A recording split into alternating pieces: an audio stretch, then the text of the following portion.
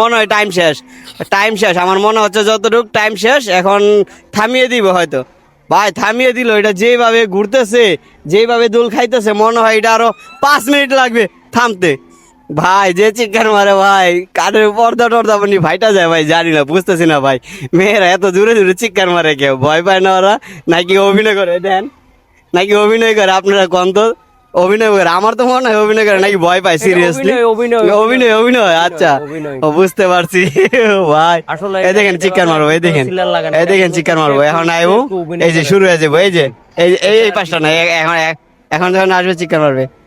ওই যে এসে গেছে গা ভাই, চিৎকারটা দিতে চাইছিল, এরপর দিতে পারে নাই। কারণ ওরা অভিনয় করে ভাই, মেয়েরা ভালো অভিনয় করতে পারে। অভিনয়ের জন্য মেয়েরা ইশারা রে, অভিনয়ের জন্য মেয়েরা ইশারা রে। দেখছেন কত একটা রিক্স এরিয়া, তারা কত সুন্দর যারা বসে আছে দইরা, ঠিক আছে? ওরা ভয় পাইতেছে না, ওদের মনে কোনো ভয় নাই ভাই, ওদের মনে কোনো ভয় নাই, আরে পুরাটাই কলিজা ভাই, বুঝছেন?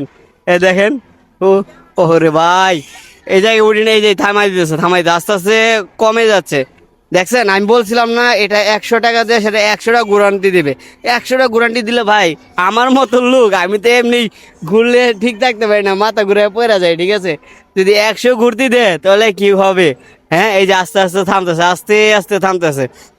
100 কোটি দিলে তো মনে হয় যে আমি ওইটাতে নামবো দূরের কথা, ওই গাথা আছে না, গাথার ভিতরে বেরো যাবো, ঠিক আছে?